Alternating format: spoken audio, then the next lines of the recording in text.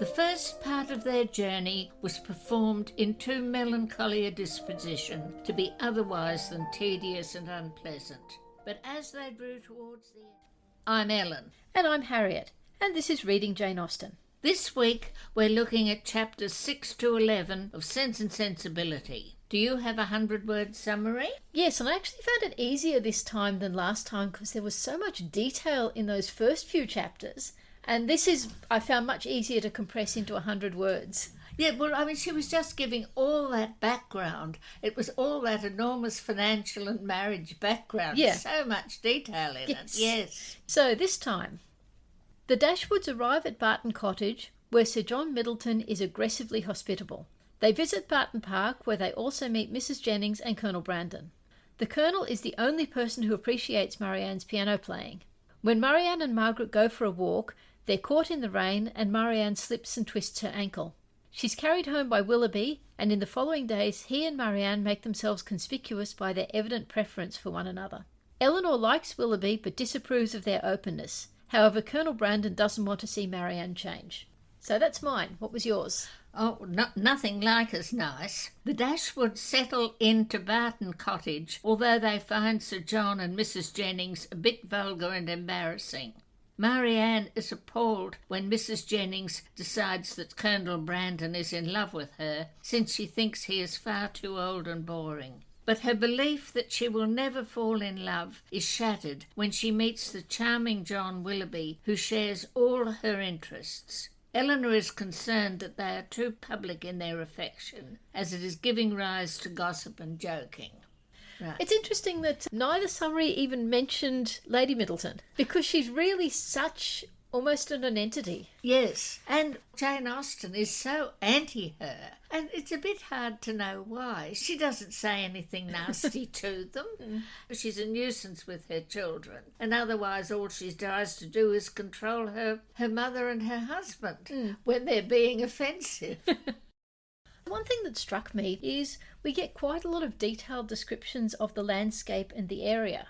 Yes, and don't we get that anywhere else in Jane Austen? I think not as much. Yeah, we get this, the situation of the house was good. High hills rose immediately behind, and at no great distance on each side, some of which were open downs, others cultivated and woody. The village of Barton was chiefly on one of those hills and formed a pleasant view. The prospect in front was more extensive, commanded the whole of the valley. She's actually laying out the landscape for us, which I don't think she really does anywhere else much. I think the only place I can think of is in Mansfield Park, when they drive down and they sit back and they look at Mr Rushworth's house. And even then, it's not the scenery. You get it of Pemberley. Yes. But this is romantic scenery. This could almost come out of Scott or Byron or someone.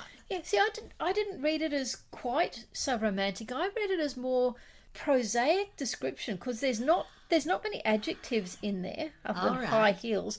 But what she's really giving you is almost like a verbal map. It was sort of the topography, right? Yes. She describes Barton Cottage. As a house, Barton Cottage, though small, was comfortable and compact. But as a cottage it was defective, for the building was regular, the roof was tiled, the window shutters were not painted green, nor were the walls covered with honeysuckles. I don't know the technical terminology for this, but it's kind of like that first sentence in Pride and Prejudice, where the narrator is speaking as if she holds certain views, when in fact she's ridiculing those views. And I think it's something you also find quite a lot in the Juvenilia. Yes. She's very much relying on the reader to identify that this is... that is the romanticised thing. Yeah, and that she's poking fun at it. Yes.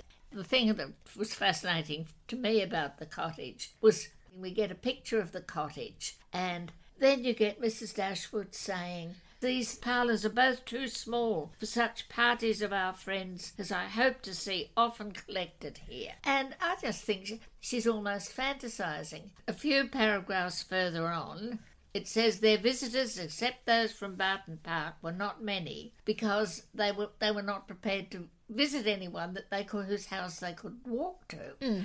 And you think, well, I mean, she's just fantasising then. But I suppose it's very much a picture of her personality. She goes in and she thinks, how can we change it? Yes. What can we do about it? How can we use our imaginations on it? I wonder whether 4 bedrooms seemed minute to them or not. Well, I was thinking about it because it says, again, you get this very detailed description of the cottage, I think more so than possibly any other house. We know much more about it than we know about the Bennet's house. Yeah, so we know that there's an entrance, there's a parlour on either side. At the back are offices. Now, does that mean might have been an estate manager's cottage at one stage? No, that means the kitchen. Right, okay. That means the kitchen and the laundry and the still room and, anything you have that that. And eventually the toilets. I suppose the latrines of whatever sort they have. And then upstairs there are the 4 bedrooms, then above that there are the garrets, which are presumably where the servants will sleep. Yes. So, but if there's 4 bedrooms, they've obviously got 1 bedroom as a spare room that Edward stays in. Well, they have to, because there's that talk about the grate. Yeah. About her replacing the grate in the spare room. Yeah. So that does lead to the question, who is sharing? Presumably Eleanor and Marianne are sharing and Margaret gets a room to herself, or are Marianne and Margaret sharing because Eleanor's the oldest? Or are they having 2 spare rooms for all these parties of their friends that are being expected? And Marianne and Eleanor together, and Margaret is still sleeping in her mother's room. I mean, that's another possibility. Yeah. Or, in that case, Margaret in her mother's room and Eleanor and Marianne having a separate room each. Yes. Well, we just don't know. Yeah, we don't. The TV adaptations tend to put Eleanor and Marianne in the same room. Well, as Jane, I think, thinking about how Jane Austen and Cassandra always shared a room. Yeah. The closeness between the 2 sisters is, in spite of their differences, and maybe it doesn't always come through as well as it might in the book, but I think they are meant to be very, very close in spite of their differences. Oh, yes. Well, they know one another's opinions and they each admire the other's artistic abilities. Eleanor sort of just thinks the world of Marianne's playing. Marianne thinks the world of Eleanor's drawing. Yeah. Now, another thing that struck me is these chapters, I think, are the ones that introduce what I see as one of the main themes of the novel. My Cambridge edition, in the introduction, there's a bit where it talks about how tired English literature professors are of receiving yet another essay about how Eleanor represents sense and Marianne represents sensibility. But it does go on to say, but it's kind of unavoidable in this book, and I think it is. It is very schematic, though. I think to say Eleanor represents sense is not quite right. The point is that Eleanor is defending sense. It's not even sense. She's defending, keeping the rules, keeping your privacy. More, I think, even you said earlier that she doesn't want them to be laughed at, which it doesn't exactly say that that's her purpose. I was sort of quite interested that you put that in it, because I don't think it says that. It's more or less, no, she doesn't want a Marianne making an exhibition of herself. Yeah. But look at the society. I mean, who's going to care when you've got Mrs Jennings and Sir John being so broad and crude and so on? Yeah. What I was more thinking was, it's not that they are symbolic of sense and sensibility. No. It's just a contrast between the personalities, one of whom is exhibiting sense and one exhibiting sensibility. But what is really, I think, introduced in these chapters is what is it that Eleanor is exhibiting, and it's this emphasis on propriety, which comes up several times. So what Eleanor is concerned about is this need to behave in accordance with the social requirements. When you're in a social situation, you play your part in the social situation. You don't do what Willoughby and Marianne do, which is display your affection, and you also don't talk only to each other and ignore everyone else. Yes, though, for goodness sake, given the situation they've just been dumped into, are these manners going to matter? I mean, is there anything Marianne can be doing? You've got Mrs Jennings and Sir John joking and carrying on and walking all over their feelings and all over their sensibilities, and you've just got Marianne. Is she even offensive to them? Not really. Well, it does say... I mean, they're offensive when they talk about Colonel Brandon to one another. I was actually going to get to that in a minute, but what I was going to say was, if their evenings at the park were concluded with cards, he cheated himself and all the rest of the party to get her a good hand. But everyone would know that. It's not as though he's truly cheating them out of money or anything. it's in a sense his display of his feelings for Marianne. But then it also goes on to say, when obliged to separate for a couple of dances, were careful to stand together and scarcely spoke a word to anybody else. Yes. Now, I think Eleanor is probably the only one who actually censures this, because it then goes on to say, such conduct made them, of course, most exceedingly laughed at, but ridicule could not shame and seemed hardly to provoke them. But I think just the wording used and the way it's described, I think you get the sense that the narrator is on Eleanor's side. Oh, I don't think there's any doubt the narrator's on Eleanor's side. But it's also, though, it seems to me, it's almost a theoretical battle between the sisters, which really doesn't relate much to the situation they're in, because quite honestly, anything anyone does in that situation is not going to really seem very strange. What, because the Jennings... Because of the sort of the whole atmosphere of Sir John and Mrs Jennings never watching what they say. All they can do is trample all over other people's feelings. Although we don't know about the other people. It's like you said when we were talking about Pride and Prejudice.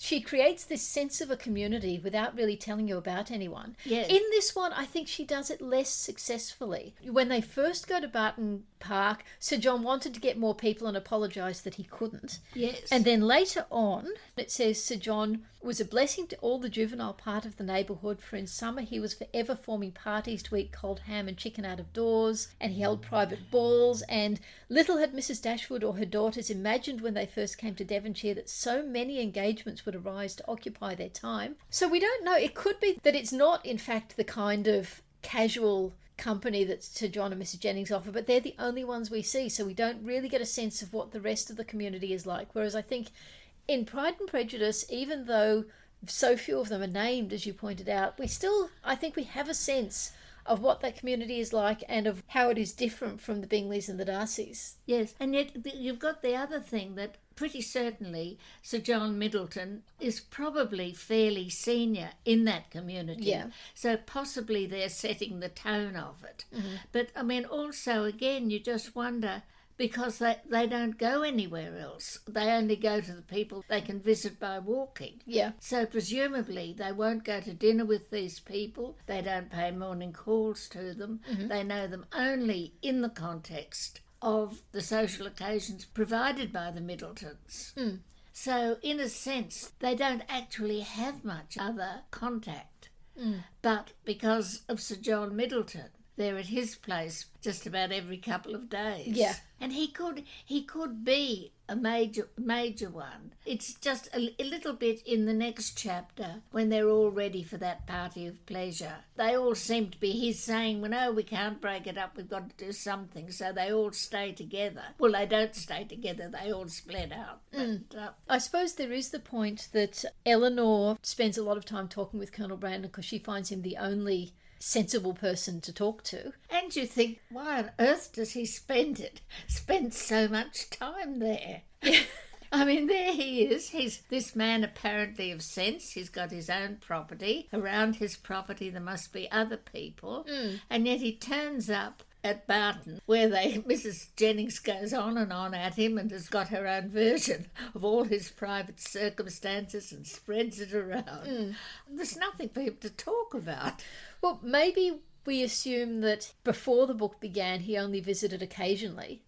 And then possibly after the book, he visited more often because he'd fallen for Marianne. Or once Marianne's there, instead of going home, he sticks around. Yes, I mean, that is complete explanation. I accept it now. That's why he's there. Otherwise, he was just sort of doing a neighbourly thing.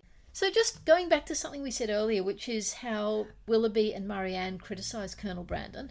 This is almost Willoughby bringing out Marianne's worst side, because Marianne has always been quite critical and judgmental, but when she was criticising Edward, whether to Eleanor or to her mother, she was saying, isn't it a pity? Well, I'm so sad that he can't read with more passion. And criticising John and Fanny again, she's critical, but there's something much more mean-spirited, I feel, in their criticism of Colonel Brandon, and that is driven by Willoughby, not by Marianne. Yes, I don't think it's mean-spirited so much as just Willoughby trying to be clever.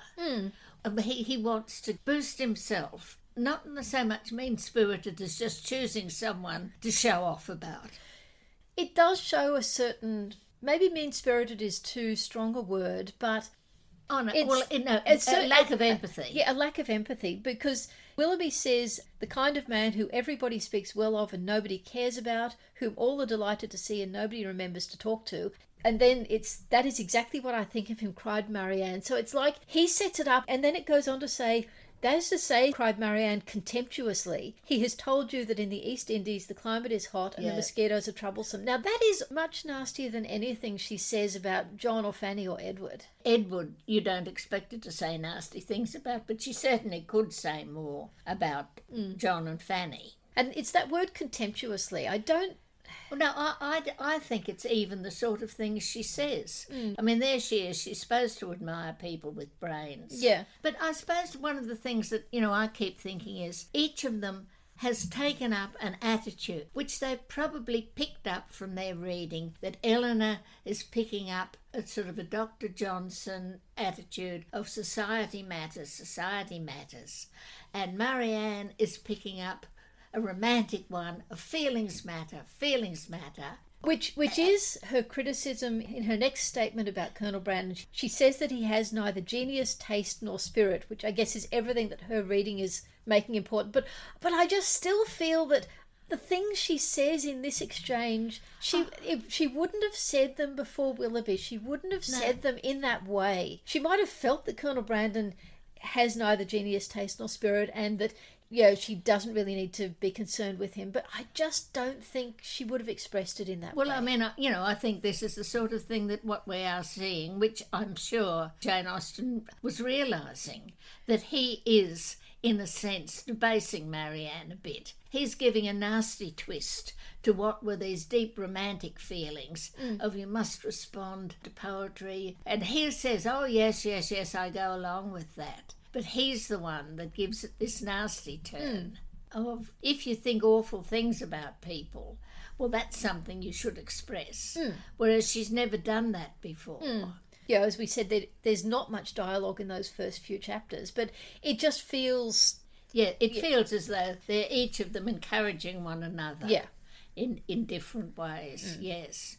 Because when Marianne first grasps what they're saying about Colonel Brandon and herself, it says she hardly knew whether most to laugh at its absurdity or censure its impertinence, for she considered it as an unfeeling reflection on the Colonel's advanced years and on his forlorn condition as an old bachelor. So, again, that's the same level of compassion that she has for Edward because Edward can't read properly. And actually, right at the very end of the chapter, when Colonel Brandon has let Eleanor realise that he's had some sad love affair in his past, then Jane Austen says, if it had been Marianne, yes, as a narrator, she says, if it had been Marianne, Marianne would have started inventing a sad story for him. Eleanor is perfectly prepared to be very satirical about Marianne's views. Marianne isn't. Marianne answers Eleanor straight back. You've got it wrong, Eleanor. This is not the right thing. Yeah. Whereas she makes this satirical stuff about what she's found out about Willoughby. What else can she find out? It's like she's just trying to prick the balloon of Marianne's passion just a little bit. There's nothing cruel about it. Oh, absolutely not. No, it's gentle. It's part of a long joking relationship.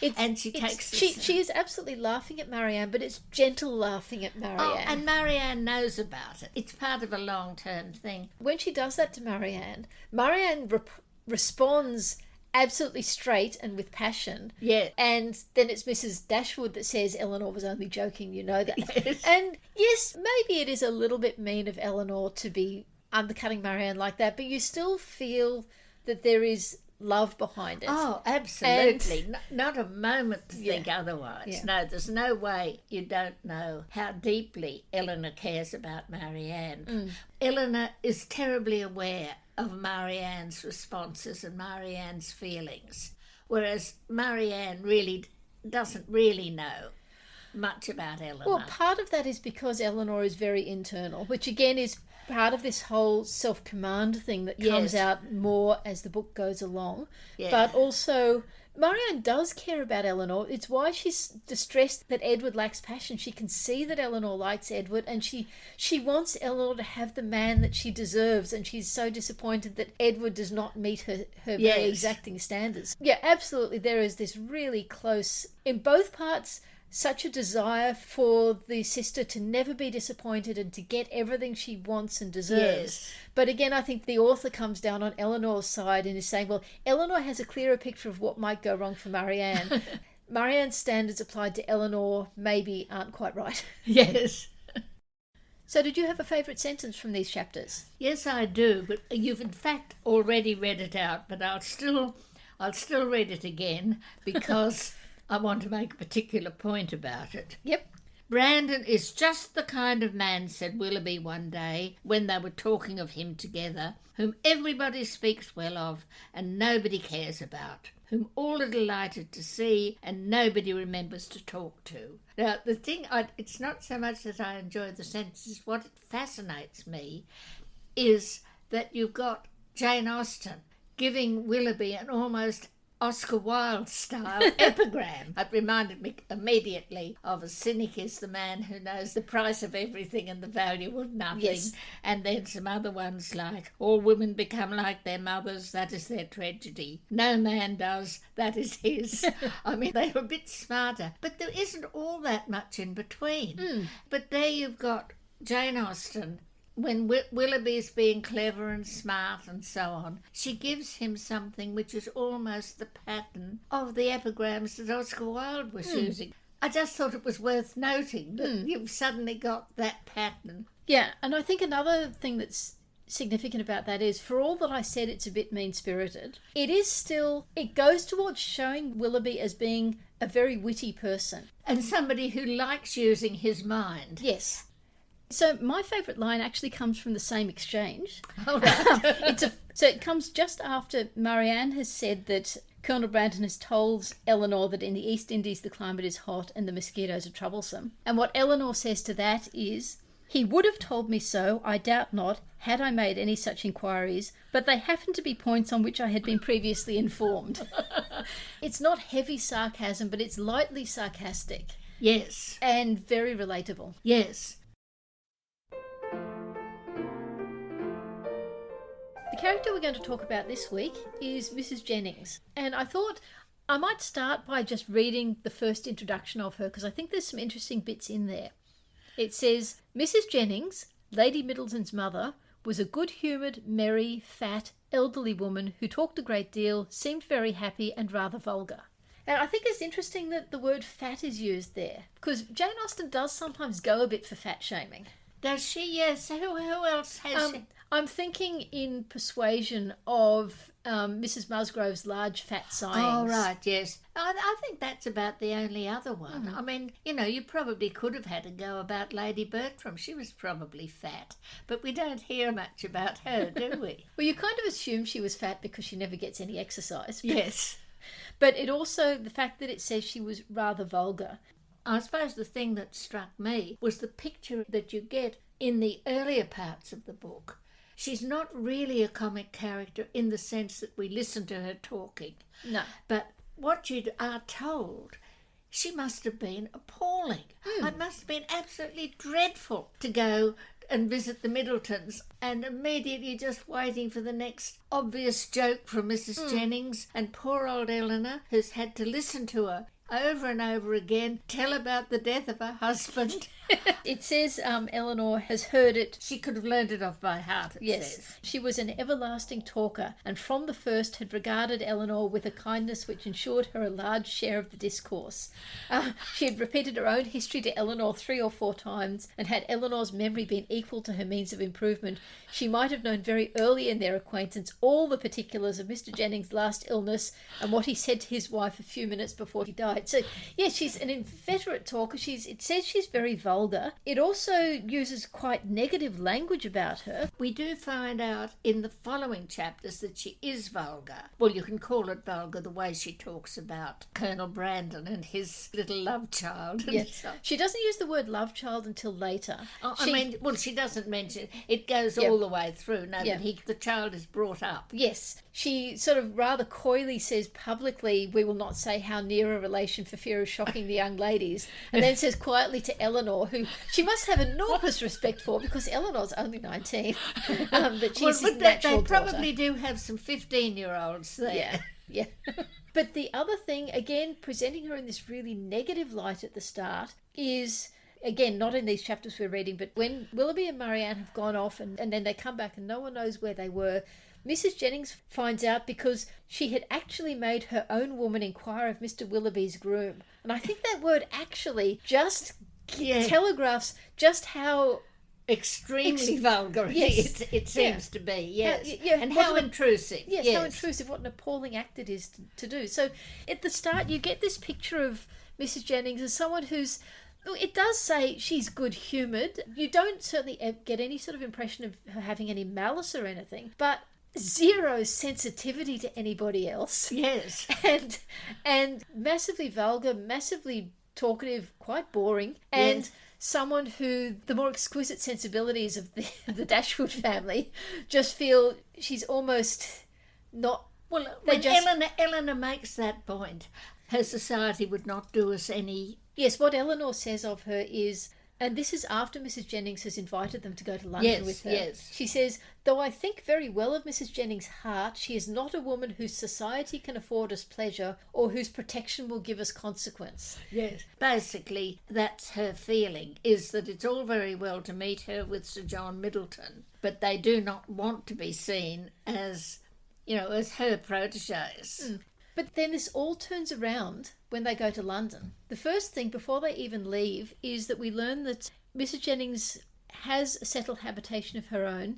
Since the death of her husband, who had traded with success in a less elegant part of town, she had resided every winter in a house in one of the streets near Portman Square, and which I gather is a moderately... Oh, yes, quite a good part of London. Well, one of those places where somebody had bought a leasehold and built all these houses, which people then held on leaseholds. Yes, and then when they arrived there, we get told the house was handsome and handsomely fitted up, and the young ladies were immediately put in possession of a very comfortable apartment. So it turns out that, in fact, she's living in a good part of town, so that's a good thing. Yes. And then when their brother John meets her, and of course we can't really pay that much attention to what John says, but I do think it's interesting that he describes Mrs Jennings as an exceedingly well-behaved woman, though not so elegant as her daughter.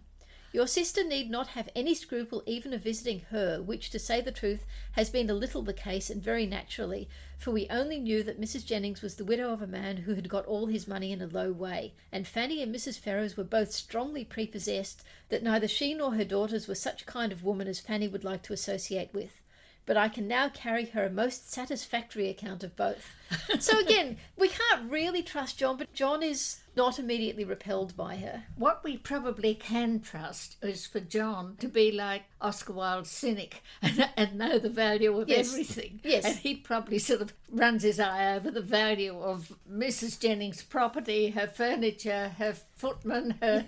Yes, because of course he's quite pleased that Eleanor and Marianne have become her protégée because he thinks she might leave them some money. Well, he actually says she might leave them money, in spite of the fact she's got 2 daughters of her own. So there's that side of things, that in spite of being vulgar, in fact, she can give them some level of consequence. It's not like staying with her, they're going to be on the outskirts of society. They are not the aristocracy, but certainly very solidly... very much the country gentry. Yes. Well, after all, her daughters are both married country gentlemen. But the other thing that really comes out when they're in London is her kindness. But yes. Sometimes her kindness, because she's still a bit vulgar and a little bit insensitive, can cause pain to them. But that visit, she is so put out by Marianne getting sick, and yet all she does is, she brings her wine, she's sorry for her. She is so angry with Willoughby, and then later on when she hears that Edward has been cut off, she doesn't know about Edward and Eleanor, so she assumes Edward and Lucy Steele is a committed relationship, and she is livid about what Mrs Ferrers has done. Yes. Absolutely furious. Even when you think back over her attitude to Colonel Brandon, that in fact, she genuinely cares about him, and she's worried about this rather sad man, and she's found out all about his background. And, And of course she gets it completely wrong when she goes through that period of thinking Colonel Brandon has now fallen for Eleanor. Yeah. But again, she's so enthusiastic about it. And it's not just because of the possibility for gossip and talking about weddings and everything. She's so pleased for them. And then when it's Marianne again, she's happy for them. And also when Marianne gets really sick at Cleveland and Charlotte has to go away with the baby and Mr. Palmer has to go with her, Mrs. Jennings won't budge. She is determined to stay there and look after Marianne. So it's not just being vulgar and wanting to gossip about people. She's not even intrusive. She could be a lot more intrusive. But she more or less leaves Marianne to Eleanor. She allows Eleanor to decide what's good for Marianne. And if Eleanor doesn't want her to do something, she won't. It's just interesting that at the beginning we have all this derogatory comment about her, but we don't know what was vulgar about her the way we do with Mrs. Bennet. We don't have the detailed speeches. We don't have her words, but we do know that she's causing pain by making jokes. We do know that she's getting her servants to interrogate other people's servants. Yes. We may suspect Mrs. Bennet does that. We don't know for sure. I find it really interesting that Mrs. Jennings is a minor character, presented as a comic character, and then at a certain point, your perceptions and the character's perceptions of her completely change. She herself doesn't change, but suddenly we move from being critical of her to seeing her as being a kind-hearted person. Yes. You also actually get this about Mr. Palmer, but I can't think of any other minor character in Jane Austen, and particularly any other minor comic character, where you have that sort of reversal. Normally, what you see is what you get. Yeah. So it's interesting that in this somewhat flawed, somewhat journeyman work, she has that degree of subtlety in presentation of a minor comic character. Yes.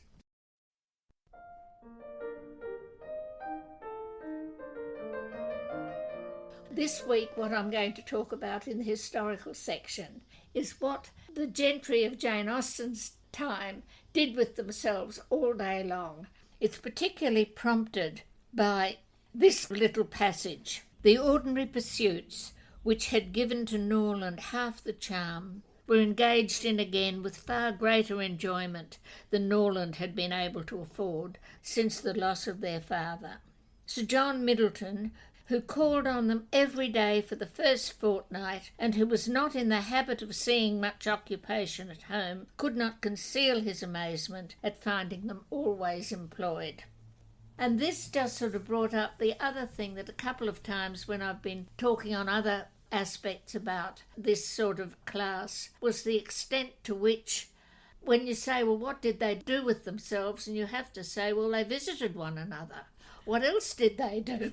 There is actually, on Amazon, there is a 1-star review of Pride and Prejudice, and the comment is, just a bunch of people visiting each other.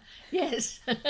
But anyway, what this then made me think a bit more about was, well, it reminded me of this book, which was one of the very early sociological classics, though it's not as central as Marx or Weber, which is a book by Thorstein Veblen, or if that's how you pronounce him, called The Theory of the Leisure Class. And it was published in 1899, and what he was looking at was what had been happening in America at that time, which was what came to be called the Gilded Age, of this period where you had all these incredibly rich people spending lots and lots of money on things. But he tried to put them into a context, and he says almost all stratified societies have a leisure class, which is at the top. The occupations of the class are correspondingly diversified, but they have the common economic characteristic of being non-industrial. These non-industrial upper-class occupations may be roughly comprised under government, warfare, religious observances and sports.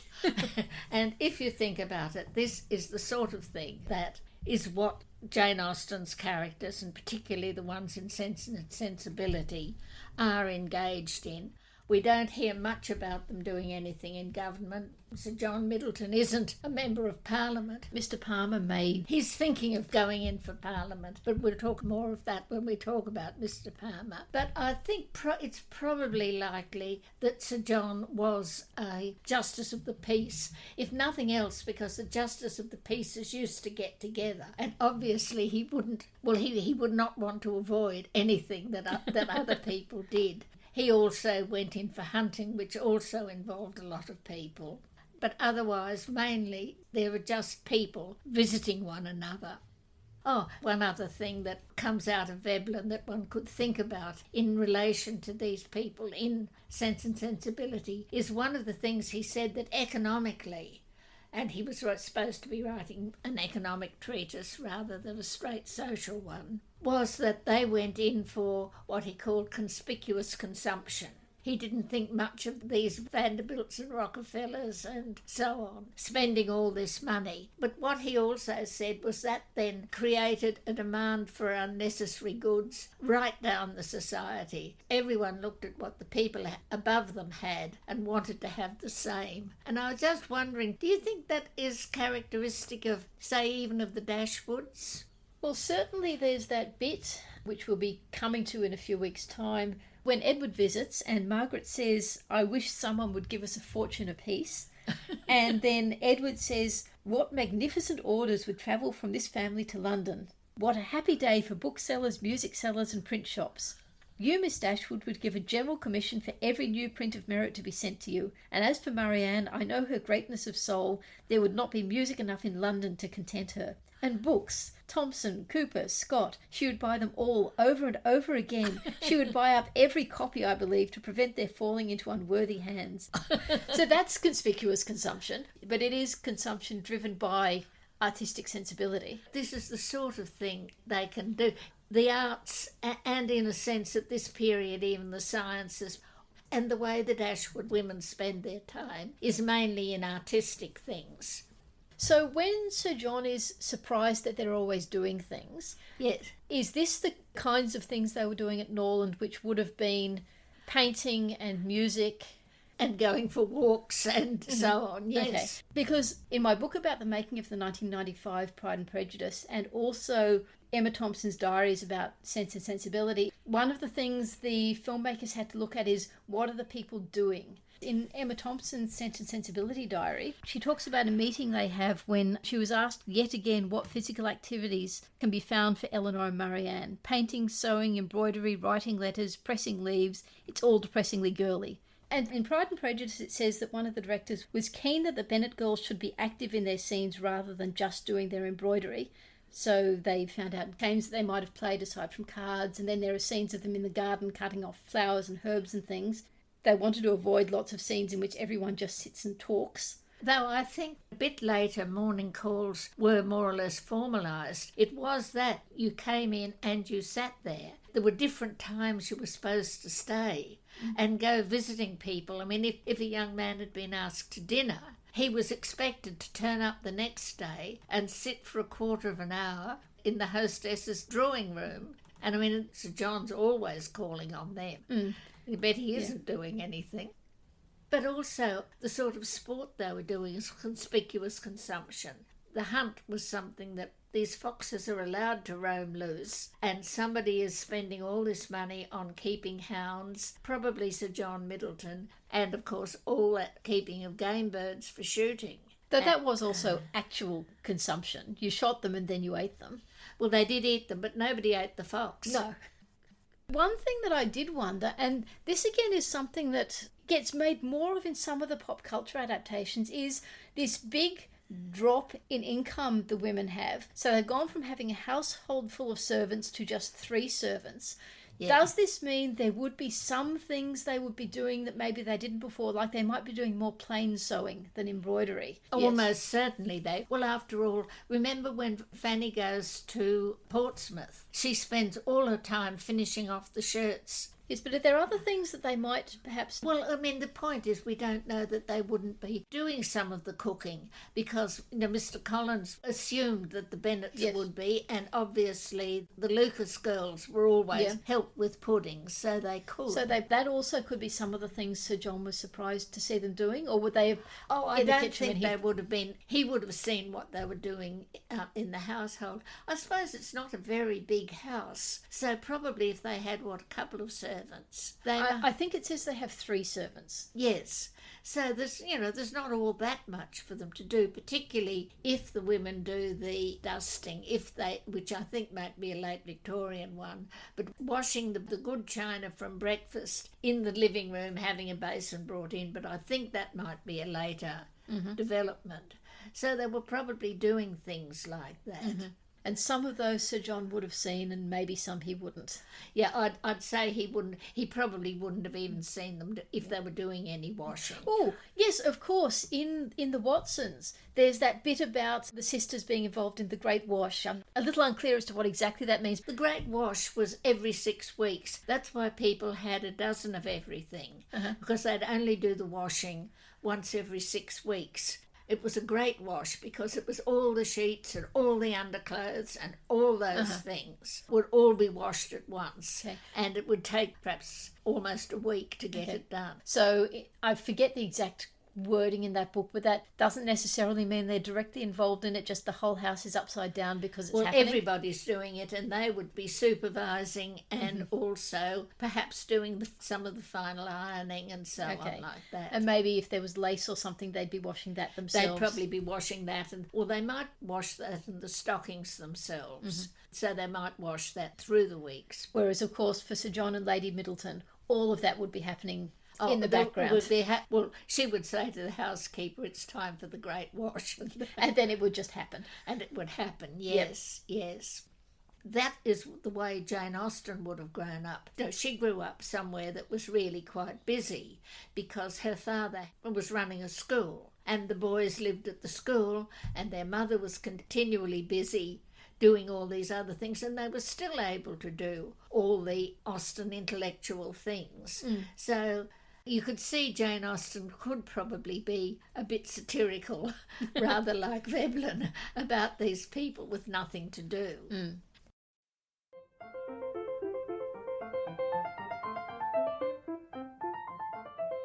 So, of course, one of the things the 4 adaptations needed to do was come up with what Barton Cottage should look like. And it was interesting seeing, for one thing, how the budgets increased between the television series from 1971 through the television series of 1981 through the Emma Thompson movie of 1995 and then the final miniseries of 2008. Because in 1971, at least in the section we're up to, you haven't really had a long shot of the cottage. You've just had a close-up of the door and then interiors of 2 rooms. Which is sort of very much against what you were pointing out about the book, which likes to sort of place the whole of Barton Cottage in its scenery. Yes. So yes, the 1981, again the miniseries, had a slightly bigger budget, so you do get some long shots of the cottage. And it does seem to fit with the description in that it's just a plain grey cottage. There's a window on either side of the front door and then a second level with windows and then a roof, though no windows in the roof, but you can maybe assume the servants didn't get windows. Or they had them round the back, or alternatively they were at the gable ends. Yes. And the interiors of that, you do get a sense of the lack of distance between the parlour and the front door. So from the door to the parlour, you can literally see out the front door as well.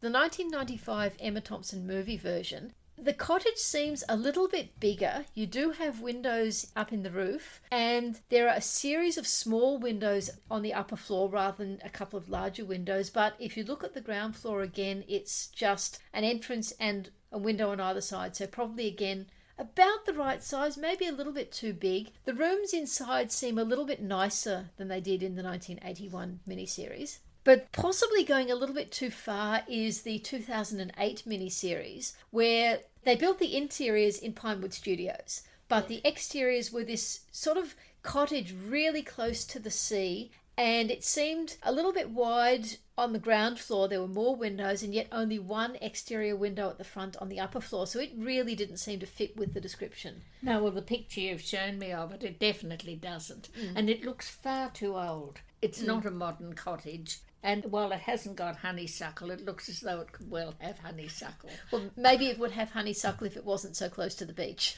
Yes. In the two earlier miniseries, they arrived and they got servants with the cottage, whereas in the book and in the later adaptations, they take 3 servants with them, 2 or 3 depending on the adaptation. Yeah. And so a big deal is made in the 2008 version that for reasons not gone into, they didn't send the servants ahead. So the place is all a bit of a mess when they arrive. Yes, Whereas, which in fact, it's again, they're still being leisure class, Yeah. in a sense. Yeah. Right at the bottom of leisure class, but they're definitely leisure class. So surely they would have sent the servants ahead to Well, get it ready for them. Which they do in the book. Yeah. So that was something I thought was an interesting change between the earlier versions and the later versions. Another thing I wanted to talk about was Willoughby. Of the 4 adaptations, in 3 of them, Marianne falls. Willoughby is just walking past with his dogs and he picks her up and carries her Which is what the book says. Yeah, which is what the book says, except I think he carries her a much greater distance. The book implies they're almost home. Yes. But well, I mean, surely if Margaret hasn't even come out with her mother yet, it can't be very far. Yeah.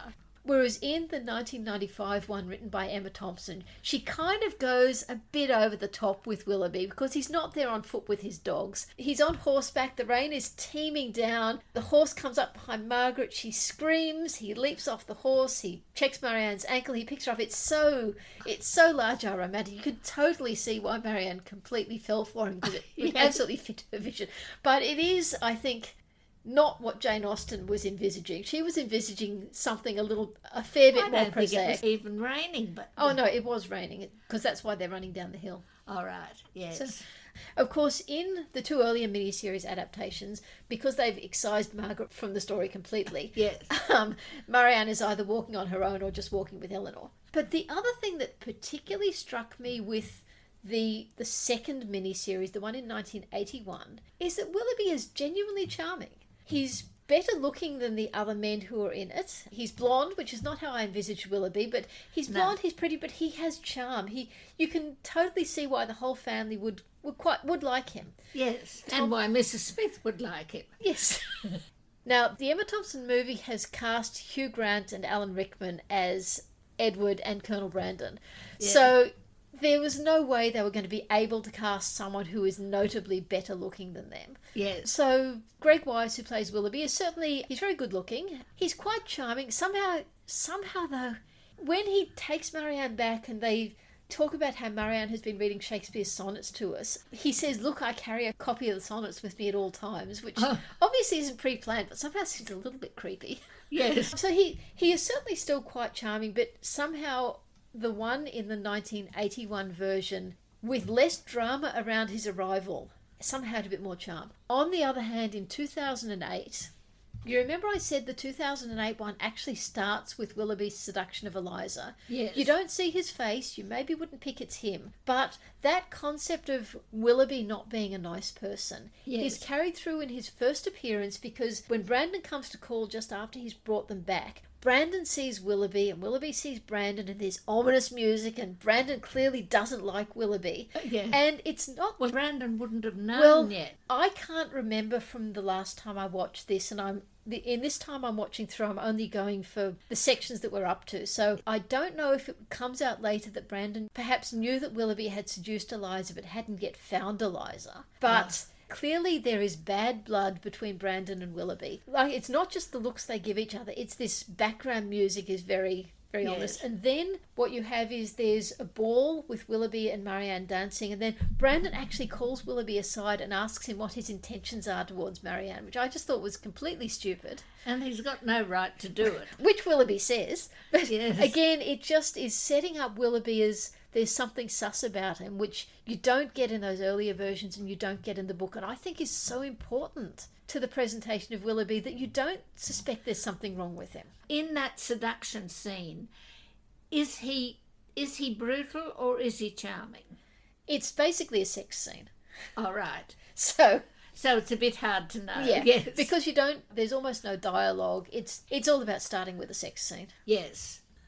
Now, another thing I wanted to just comment on is Lady Middleton and how she's presented in these 4 adaptations. Oh, interesting, yes. Because in the 1971 version, Lady Middleton comes with Sir John when he first visits them. They brought their son with them and she's concerned about him because he's very delicate and she's very focused on him. They haven't actually employed a little boy actor. He's outside in the garden. She looks through the window and calls out to him. Yeah. They've obviously picked up that part of the book where her total focus is on her children. Yes. In the next miniseries in 1981, once again, she comes along, she's brought her little boy with her. He's quite annoying, but again, that's consistent with the book. The 1995 movie is interesting in that it's the first adaptation that includes Margaret, but it doesn't include Lady Middleton at all. She and her children are completely cut from the story. So what you have in that is Sir John Middleton arrives, and Sir John is played by Robert Hardy, and he arrives with Mrs Jennings, his mother-in-law, who's played by Elizabeth Spriggs, who... Oh, right, yes. She's actually possibly a little bit too nice at the start, but they just inhabit the characters so beautifully. Yeah. Oh, and they arrive, and they've got about 6 dogs with them jumping out of the carriage when they get there. What, when they come to Barton Cottage? When they come to Barton Cottage, which is, the family haven't even gone inside yet. They saw them going past, so they obviously bundled into their own carriage and caught up with them. Yep. And he introduces Mrs Jennings as his mother-in-law, but there is no mention whatsoever of what happened to Lady Middleton. Yes. She's not there at all. I guess it's all about cutting the cast down, and they wanted to include Margaret, and I talked about that last week. I think one of the reasons for building up Margaret's character was to enable them to build up Edward's character. Yes. Whereas I guess she felt Lady Middleton didn't add anything to the story. Well, I mean, she doesn't, in fact. So it does seem a little bit odd that Sir John is doing all this with his mother-in-law, with his wife presumably long deceased. Through the book, that's all. What you get of Lady Middleton, she's just sort of a house-proud mother. I don't take against Lady Middleton. We're not given enough to take against her. When we come to the final miniseries in 2008... what you have in that one is they arrive at Barton Park for the evening and they walk in and it's like they're set up for a portrait. You have Lady Middleton surrounded by her children with Sir John on one side and Mrs Jennings, I think, is on the other. I talked before about the web series modernisation Eleanor and Marianne Take Barton, which is, I think, highly influenced by the Lizzie Bennet Diaries, but where the Lizzie Bennet Diaries was professional scriptwriters, professional actors, Eleanor and Marianne Take Barton is entirely a student production. Yes. So, the production values are lower, the script isn't as good, the acting isn't as good. I'm still actually quite enjoying it. Because it's all done by students, everyone is much more of an age, so they make some interesting creative casting decisions. They completely get rid of Sir John and Mrs Jennings, and what they have instead is Charlotte Palmer takes on their role. So Charlotte Palmer is there for the whole thing. She's got the Mrs Jennings role, but she's the same age as the rest of them. And is Mr Palmer there? She has a boyfriend. Oh, right. And Colonel Brandon is not Colonel Brandon, he's just Brandon. He's a PhD student and he's Charlotte's brother. Oh, so right. that sort of gives more explanation as to why this slightly older, he's 25, PhD student is sort of more involved in the story, but they're still working with their availability of student actors rather than having multiple generations. Yes.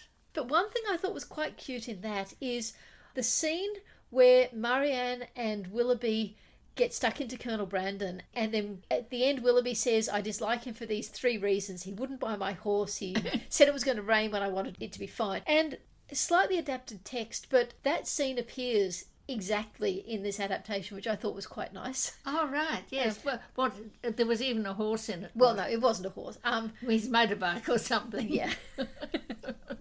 Oh, and what's been happening in the Joanna Trollope with this? There's nothing much special to say about the Joanna Trollope one, other than this big emphasis on needing money. Yeah, because in fact, I think the book is suggesting that they really adapted extremely well. They managed to preserve their activities, they preserve their elegance, they preserve what they like doing anyway in Norland. Yes. And they're in a lovely setting. So really, they're doing all right. Yes. Yeah, obviously they were much better off in Norland, Yes. but there are definitely positives to where they are. They have absolutely adapted their way of life. Everything that they think of as central to themselves is preserved. Yes. They don't say, oh, I haven't got enough paints, or... Yeah. In a sense, they've layered their expenses to exactly fit. I mean, admittedly, they're stuck in with those awful people. The company isn't as good. Well, no. What was the company like at Norland? Yeah. We've got no idea.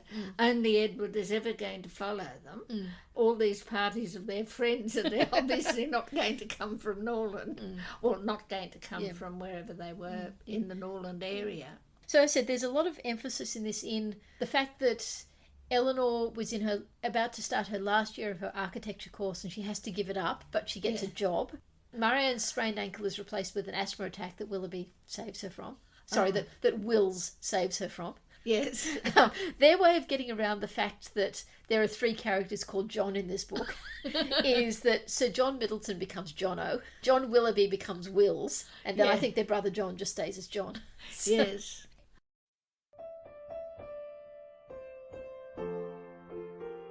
I've been told about another podcast that just started up, which is also reading through Sense and Sensibility. So I actually thought this might be a good time to do a quick recap of the other Jane Austen podcasts that are out there, at least the ones that I'm aware of. I was originally thinking I'd go through and explain which ones I liked and which ones I didn't, but in the end I decided that since all of these are non-professional, I really didn't want to be critical about anyone else, so instead I'm just going to give a chronological list of all the podcasts I'm aware of. So way back when I first started thinking about doing this podcast, which was in mid-2019, there seemed to be only 2 Jane Austen podcasts out there. The oldest that I'm aware of is called First Impressions, Why the Austen Haters Are Wrong. It's been running since December 2015. The description is, welcome Jane Austen lovers and haters alike. Kristen and Maggie discuss how Austen's classic novels have influenced their lives and challenged them to be better people. So they do about 1 episode a month, and they just pick something to talk about. They previously talked about going to the Jane Austen Society meeting. They've talked about the books. They've talked about adaptations. They've talked about new critical works they've been reading. So just a whole variety of things they choose to talk about. The other one I was aware of before we started was Bonnets at Dawn, which has been running since 2017. And it's Austen versus Bronte in a literary thunderdome. Listen each week as Lauren and Hannah compare and contrast the lives, works and fandoms of Jane Austen and the Bronte sisters. So that, again, just various different topics. One of them is an Austen fan and the other is a Bronte fan. So they take different perspectives on things.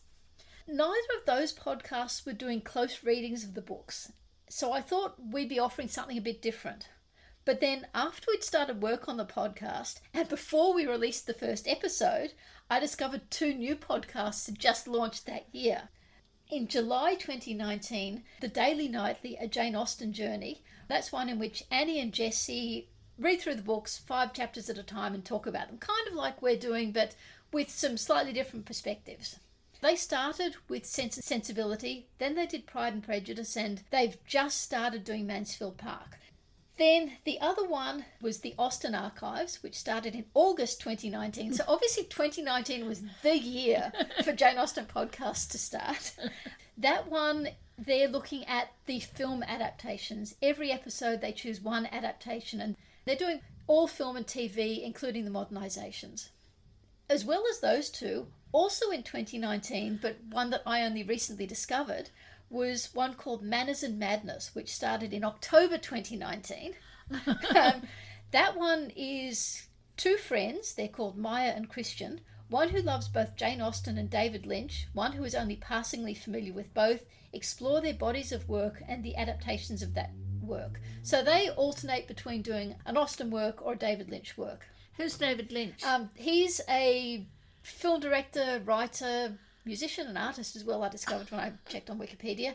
He's had, I think, 4 Academy Award nominations. He's won once. He's also won sort of Cannes Film Festival awards, that sort of thing.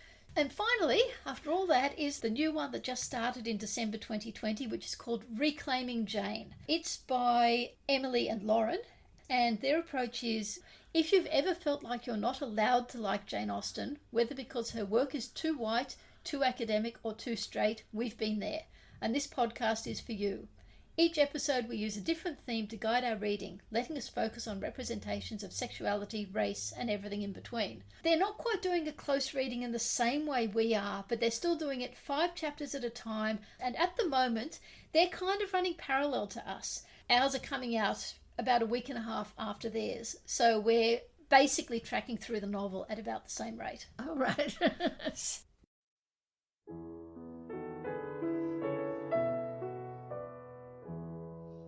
You've been listening to Reading Jane Austen with me, Harriet.